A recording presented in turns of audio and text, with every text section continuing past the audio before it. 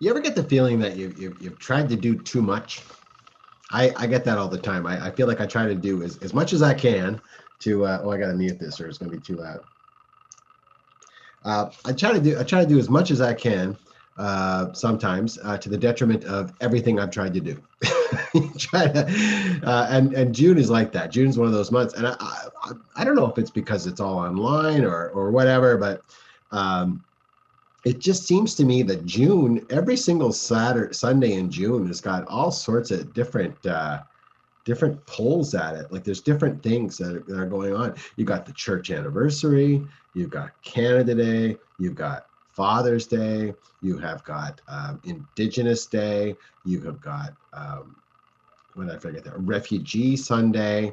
Um, in the great before times, we had the end of the church year barbecue, end of Sunday school celebration day, and in the backdrop, of course, this year is it's a residential school legacy. Just so much going on, and trying to give each one of those very important topics, and they're all very important topics, their due pastorally and liturgically has proven to be impossible, at least in a way that is satisfying to me. And in the middle of it all, I was asked to do the reflection on on like do the sermon this week for all the churches. And so I thought, well, I'm going to be edgy and sort of go out on a limb, and you'll see that, I guess. But anyway, it just feels like there was so much on the plate that each of the morsels were not as satisfying as they might have been, at least in my watching. Now, having said that, your experience might be totally different. You might think, oh, I like the way that Mike got the balance this month. And if you do think that, then good for you. And it's funny, they taught us this in seminary, that a lot of us, myself definitely included, after I preach a sermon or do a service, my brain sort of goes to all the things that I forgot or didn't do well. And I usually spend like that first 5 or 10 minutes after a church service kind of beating myself up, going, oh my goodness, I missed. Anyway, it's just human nature. And it's just the way my brain works. And I accept that. And that's the way it goes. Well, a lot of you probably are the same way, because I think that's just being humble and self reflective and wanting to learn to do better. That's just how it works. So, at least for me. So when people come, when you feel like that, you feel like, oh my God, what a bad service. Just like it wasn't great. And you're in the back and you're shaking hands. Oh, wouldn't it be great to shake hands again? Maybe one day. You're doing that, and and somebody says to you, "Oh, Mike, that was such a good sermon." And if my answer was, "Oh no, it wasn't. It was awful. I forgot this or I didn't say this." If you do that, well, then what you've done is you've invalidated that person's experience of what was said, and you've told them they're wrong. Now, I'm sure there are some people who are just polite and are like, "Oh, that was great," even though they thought, forget it all. But when somebody genuinely enjoys something that you do, and if the first thing that you do is disparage that, well, then you've told them that they're wrong, and that somehow their experience or their understanding is somehow less than yours, and you put them down. Think about it. That's what we were told to do, and I did. And so that's why if somebody says to me, "Oh, that was a really nice sermon," and I think to myself, "No, that was a dud," I got to remind myself to say, "Oh, well, thank you very much. I appreciate that," um, and go forward. So anyway, that's so all I have to say is, good morning, Fran. You might quite like this morning service, and if you do, great. I thought, how do you put it all in there? Because we had like the grads. No, that's something Trina started last year, which I quite liked, and I had fun with that. I got to say that was probably the most fun I had with anything this week, was putting together our little grad slideshow. That's fun. And there was, of course, there's Canada Day, and when we recorded this, it was back in Jeepers. I don't even think it was June yet. I think we were back in May, and my brain's a little bit fuzzy, and I'm willing to be corrected here, but it just seemed like we were in kind of a bit of a different place nationally back then, back in May. Um, for me personally, the full weight of all the discoveries just hadn't sunk in, and it still is sinking in, of all the bodies and at the residential schools. And I don't know. Every year we do Canada Day at church, and I'm not in the emotional or intellectual place where I can make a judgment on that right now.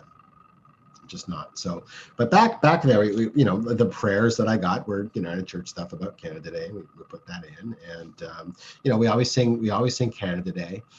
Always sing "Oh Canada" in our Canada Day service, and so that's in there too.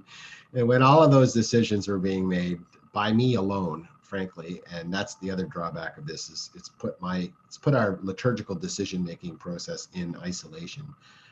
I.e., I'm the one calling the shots, and it really should be more collaborative than that. But anyway, I sort of like, okay, well, we'll do our tradition. It's important to keep traditions up, Is it? So yeah, I guess at least that's what I thought. So we have the sort of the trappings, and then I thought, well, I'm going to make my slides. So I made my slides red and white. Canada Day, even wore a red shirt, as I am wont to do on Canada Day. And then there was a moment when I was driving down the road and I was listening to CBC, and there was some talk, some pretty frank discussion. I think it was Ontario Today, Ontario Noon. And they were talking about Canada Day and how to celebrate it and whether we should celebrate it this year. And there was all sorts of opinions, of course. But in the middle of it all, there was just a sadness that, that we're there. We're in this place where we're having these discussions. And of course, these are discussions that have been going on for a long time in many circles in our country. And anyway, I did a few little tweaks here and there. I still left the red and white in.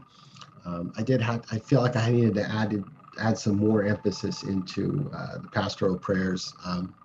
So what you'll see is a logo kind of picture come up, and that was an add-on.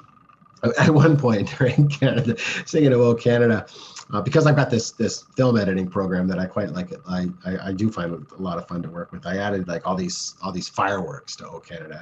I thought it was hilarious and it looked kind of cool. But I took them out. It was just I thought, I don't know. I just don't feel it. I don't feel like having fireworks in it, but I also don't feel like removing it altogether by taking out the anthem. So what you got this week is kind of a mixed bag service. There's lots of stuff. There's even a cigarette in it. It's just blah. So it's just kind of thrown out there and edited, and it's there for your perusal. I do think there are some great spirit moments in it, like just some great prayers, and just seeing some people on. You'll see who our lay reader is this weekend. It was quite nice. Anyway, it's a busy service. Lots of moving parts, lots of different moods.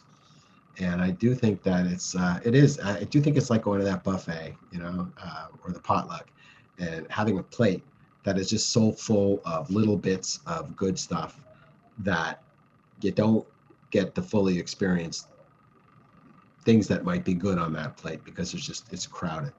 Anyway, it's a crowded service. Anyway, watch it, pray, sing. And I'll look forward to talking to folks in coffee hour afterwards. Coffee hour, we're going to do it. This is the last week for coffee hour. I'm gonna have to go into summer mode at some point. So we've got some more services to do before we go on a 5-week hiatus. So starting next week, our guest musician is going to be Val Wood.